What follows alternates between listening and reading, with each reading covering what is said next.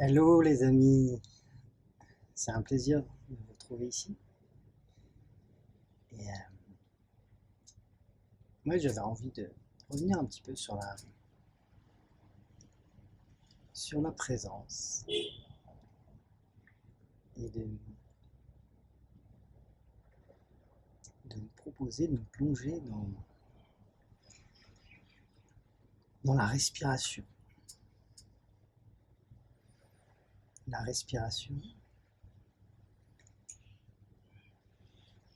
ouais, la respiration, chose qu'on fait en permanence. Moi j'aime beaucoup Sadhguru qui dit que si vous voulez voir si vous tenez à la vie, si vous avez vraiment un truc qui, ah là là, qui vous fait du mal, qui hante vous êtes vraiment complètement préoccupé par quelque chose, vous n'arrivez pas à vous en lâcher. Coupez la respiration, comme ça. Et puis vous tenez le plus longtemps possible. Et vous allez voir à quel point votre corps, au bout d'un moment, c'est lui qui prend le dessus. Il va vous faire lâcher et vous allez respirer. Ça, c'est magique. Ça permet vraiment de relativiser, de se dire à quel point notre corps, tout notre être, il aspire à la vie. Ouais, il y a une sorte de message là. Et c'est un peu ça que j'ai envie de vous proposer, c'est de nous plonger dans ce que dit la respiration.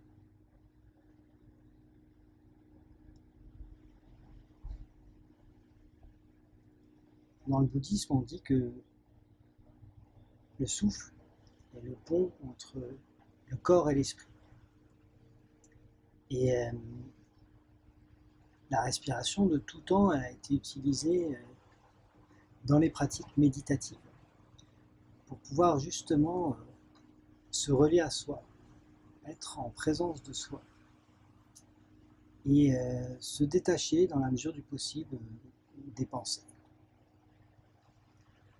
Ça ne veut pas dire qu'on n'a pas de pensée, mais ça veut dire que si on se focalise vraiment sur notre respiration, on peut être en pleine présence de soi.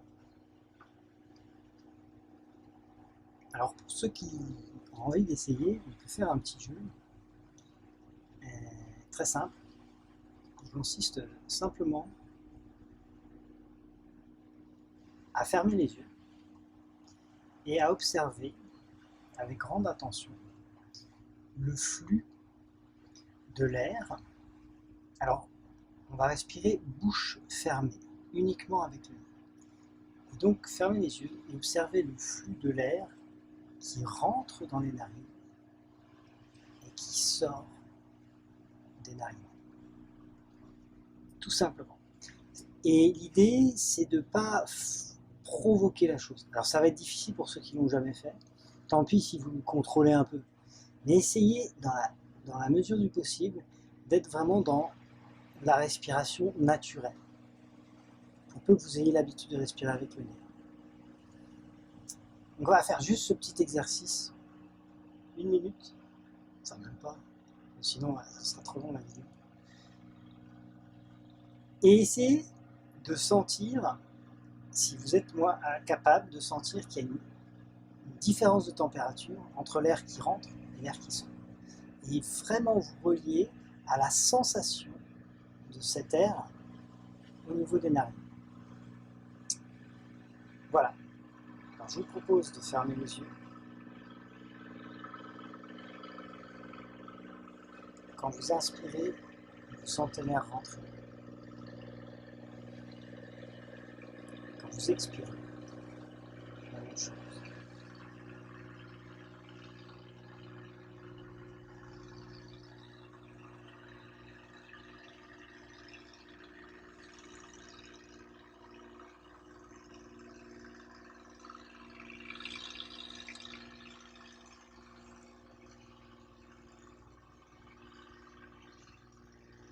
Voilà, moi j'adore. Vous me direz en commentaire, pour ceux qui ont envie de partager ce que ça vous fait. Alors là on fait 30 secondes, 40 secondes. ça peut être chouette de le faire allez, 3 minutes déjà, 3 minutes et de voir le changement de situation.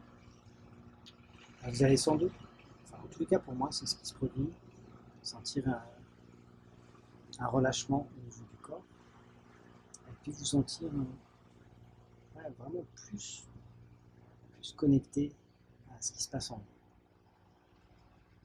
Alors, c'est ce qui est utilisé beaucoup par les méditants. C'est une technique ancestrale qui fonctionne vraiment super bien et il ne faut pas s'en priver.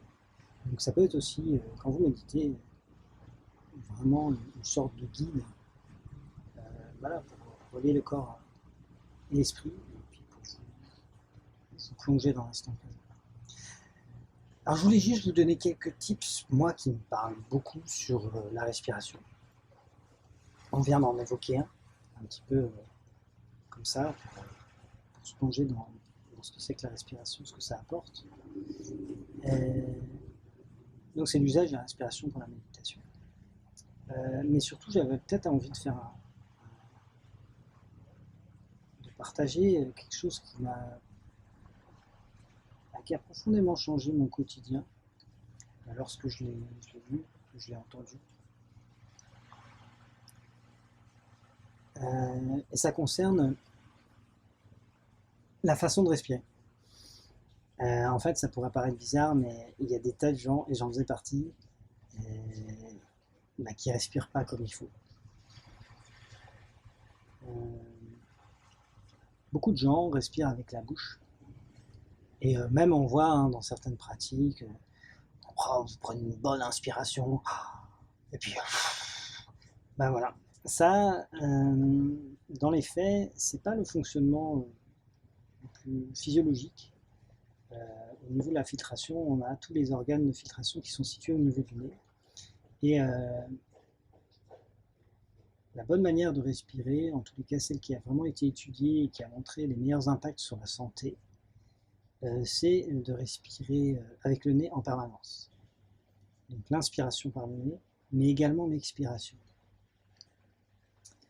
On a tendance aussi à avoir cette croyance que pour être en bonne santé, il faut s'oxygéner, prendre beaucoup d'air. Et il y a même eu récemment l'engouement de la pratique Wim Hof, qui est une pratique de surventilation en respiration, qui a ses intérêts, c'est indéniable. Mais on a aussi une tendance à suroxygéner les cellules, ce qui n'est pas un fonctionnement optimal.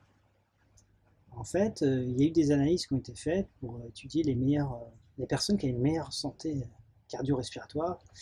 Et la plupart de ces gens-là, ce qu'on a constaté, c'est qu'ils avaient une capacité à l'apnée excellente. Alors, entre guillemets, ça peut paraître choquant, mais les études, elles sont claires, c'est que la plupart des gens qui ont une mauvaise santé respiratoire, qui sont dans un état de santé respiratoire assez mauvais, et donc qui a un impact sur l'immunité, etc., ils n'arrivent pas à tenir leur respiration plus de 45 secondes. Je sais, ça surprend, parce que moi, quand j'ai commencé à faire le test, faites le test pour vous, essayez d'expirer son air, enfin, on va dire vous faites une bonne inspiration, ensuite vous expirez l'air jusqu'à être à peu près au repos, et là vous bloquez la respiration. Et si vous tenez moins de 45 secondes, ce qui était mon cas, ça veut dire que c'est pas top. Et donc, heureusement, moi, ayant constaté ça, je me suis dit, tiens, ça m'interpelle, parce que ça veut dire que j'ai peut-être un sommeil qui n'est pas réparateur, etc.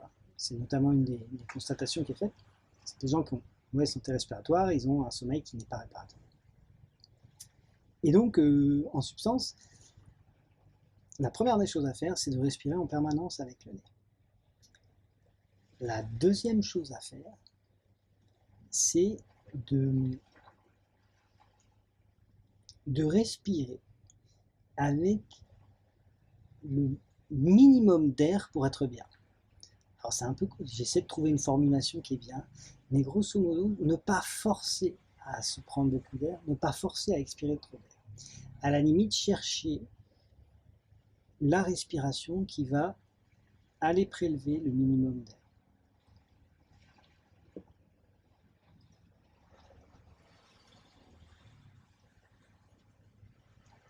Et en pratiquant comme ça, vous allez constater, alors déjà vous allez constater que peut-être que vous respirez pas tout le temps par le nez, notamment quand on est agité, préoccupé.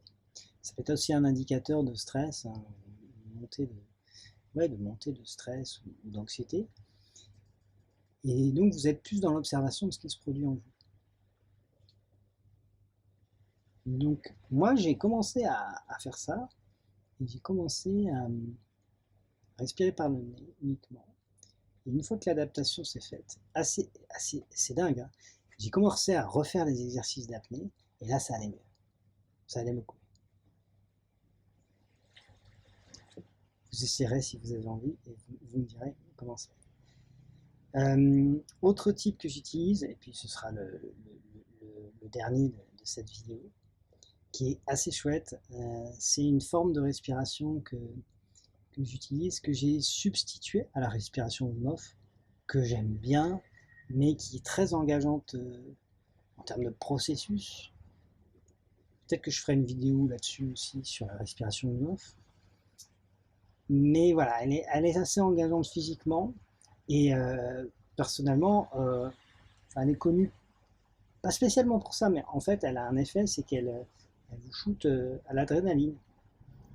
Et moi j'aime pas trop tout ce qui est trop puissant. Et je me retrouvais un peu dans un état second après, et j'ai estimé, moi, que c'était pas quelque chose que je voulais reproduire régulièrement. Donc j'ai cherché une autre forme de respiration, et je la dois à Fabien Moine, qui est un naturopathe que je ne sais pas si vous connaissez, mais qui pour moi est très inspirant. En tous les cas, pour son contenu de naturopathe. Après, sur le reste, j'en discuterai pas ici. Mais aussi parce que voilà, il fait un grand travail d'éditeur.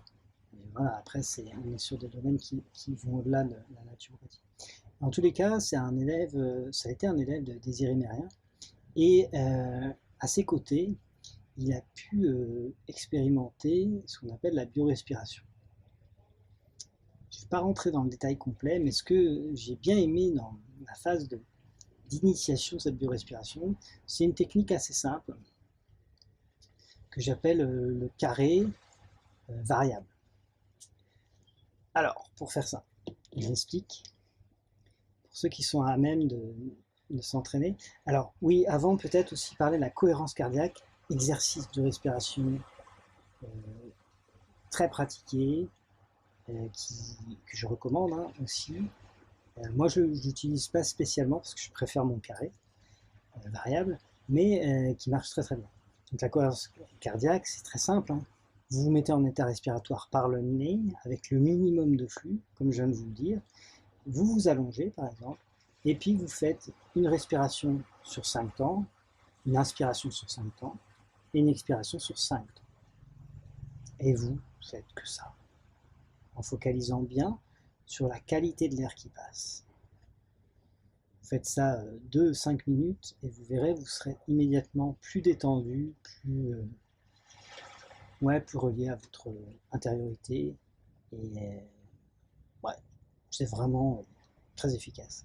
Il y a une appli, c'est une amie qui m'a donné le tuyau, il y a une appli qui s'appelle Petit Bambou, que vous pouvez télécharger. Je crois qu'elle est disponible sur Android et sur iPhone. Et dedans, il y a des exercices de méditation qui sont très chouettes. Et il y a aussi la cohérence cardiaque que vous pouvez activer à tout moment. Bon, après, on peut compter dans sa tête aussi. L'avantage étant que souvent, comptant avec sa tête, on a une certaine souplesse. L'inconvénient étant que ce n'est pas exactement carré. Alors revenons à l'exercice d'induction de la biorespiration que je fais. Donc là, c'est un peu comme la cohérence cardiaque. Mais je vais vous schématiser comment ça se passe. Il y a une première phase d'inspiration. Inspiration, 4 secondes. Ensuite, on suspend l'inspiration. Ça ne veut pas dire qu'on la bloque, mais qu'on garde l'air on le garde dans nos poumons et on suspend pendant 4 secondes encore. Puis après, on expire 4 secondes et on suspend poumon vide, partiellement vide. Donc ça fait inspire, suspension, expire, suspension, inspire, suspension, expire, suspension. Et on recommence. Inspire, suspension. Alors moi j'aime bien dire que c'est un carré parce que voilà, j'ai ce sentiment. Inspire, suspension, expire, suspension, inspire, suspension, expire, suspension. Donc je visualise un carré. Je crois que c'est ce qui se dit. Donc ça, on y est presque. On n'est pas encore à la biorespiration. Enfin, la phase inductive. La phase inductive. Une fois que vous avez maîtrisé ça, alors vous verrez si vous la faites bien, immédiatement après, en tout cas moi c'est le cas et c'est partagé par beaucoup de pratiquants, si vous le faites bien, alors oui, on est bien d'accord, on utilise toujours le minimum d'air dont on a besoin, pas de... Pas ça, non, vraiment.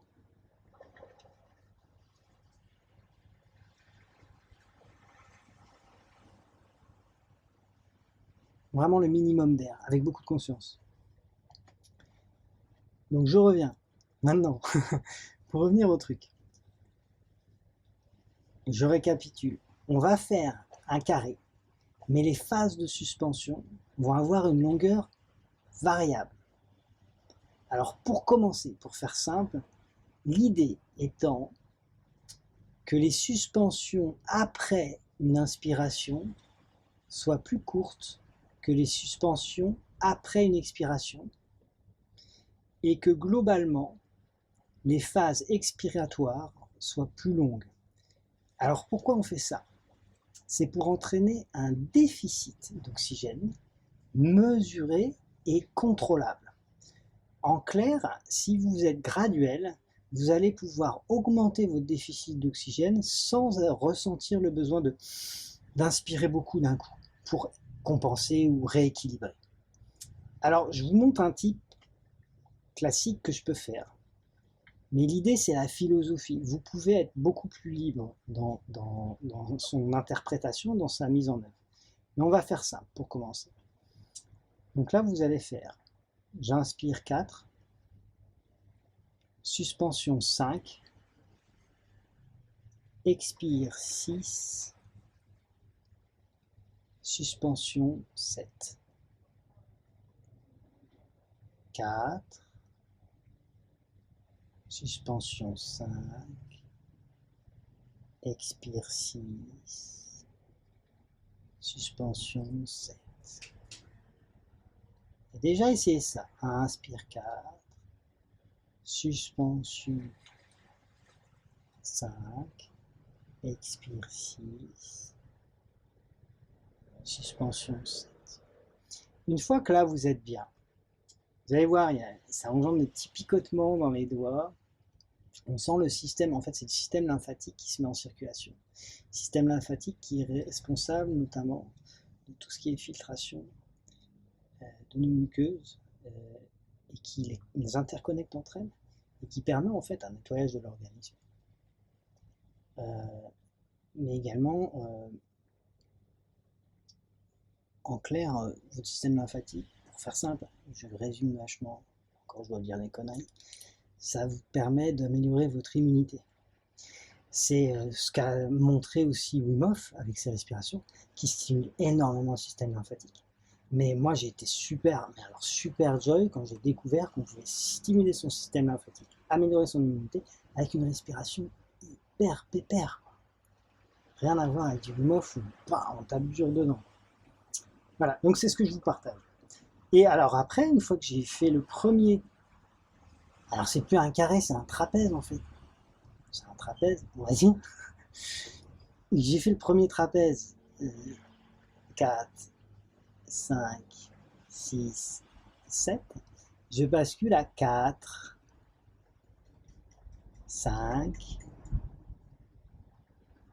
7, 8 par exemple. Ou alors 4, 6, 8, 10. 4, 6, 8, 10. 4, 8, 10, 12, etc., etc. Et là, j'augmente.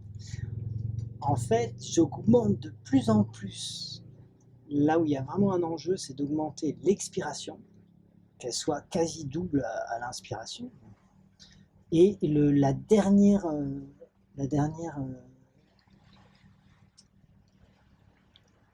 retenue d'air. Et là, en fait, l'idée, vraiment, c'est là où c'est difficile en termes de perception, et ça demande vraiment beaucoup de présence, c'est d'arriver à sentir que vous n'êtes pas en... Voilà, vous êtes en contrôle. C'est un peu difficile, ça ressemble à de l'apnée, mais c'est une apnée maîtrisée. Et donc, vous faites ça un certain temps. Et vous allez atteindre un état de circulation du système lymphatique. Une fois que vous êtes bien, que vous maîtrisez, vous n'allez pas trop loin, ça sert à rien. Moi, je crois que j'ai dû aller à 20 pour la dernière retenue, pas au-delà, quoi. Et c'était des fois où j'étais très bien. Et des fois, on est plus ou moins excité, notre respiration, elle ne permet pas d'être vraiment connecté à ça. Il y a des fois, c'est vraiment super. Ça, c'est variable. Une fois que vous avez un cycle terminé, bah, tranquillement, vous lâchez. Vous ne contrôlez plus rien. Et vous vous mettez au contact de l'air qui rentre et qui sort dans vos narines. Et là, vous basculez dans un mode où c'est vraiment, vous vous laissez piloter par votre corps qui, lui, va prendre la respiration ad hoc. Et alors, c'est assez surprenant. Parce qu'à moi, ça me fait le cas assez souvent. Vous pouvez avoir des phases où vous allez inspirer beaucoup, des phases où vous allez expirer très longtemps, des phases où vous allez presque en apnée. Et c'est pas du tout stable. C'est ça, la biorespiration. Et vous allez vous sentir possiblement dans un état de transe un peu second, qui peut durer longtemps. C'est-à-dire que vous perdez un peu de notion du temps.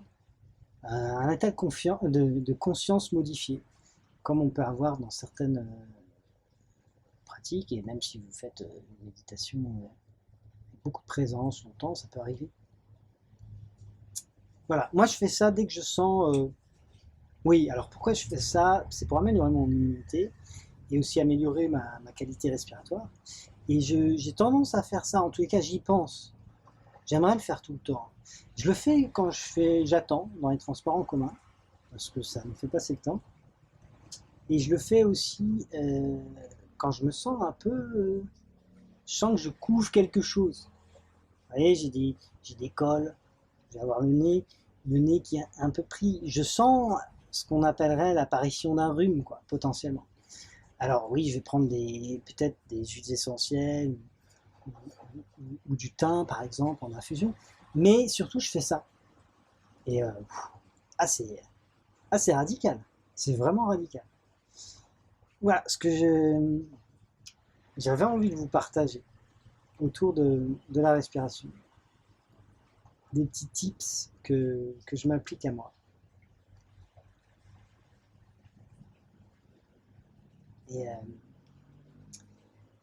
j'espère que j'ai été compréhensible. En tous les cas, si ça n'a pas été le cas, n'hésitez pas à me poser des questions, me mettre des commentaires, que je ne sois pas forcément clair dans mon propos, dans mes exemples.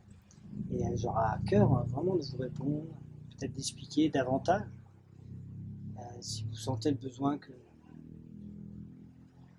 vraiment que je rentre encore plus dans le détail sur cette pratique. N'hésitez pas. Puis j'espère que que ça vous a plu, que ça vous a donné envie peut-être d'essayer. Et je serais, mais alors vraiment super content si vous essayez, que vous tentiez cette biorespiration et que vous mettiez en commentaire ce que ça vous a fait, ce que vous avez ressenti dans votre corps quand vous l'avez fait, et puis ce que vous avez ressenti après. Voilà, ce sera tout pour aujourd'hui. C'est un grand plaisir toujours d'être avec vous. Et moi, je vous souhaite une magnifique présence au monde et une très très belle journée. Je vous embrasse, les amis. Je vous dis à bientôt.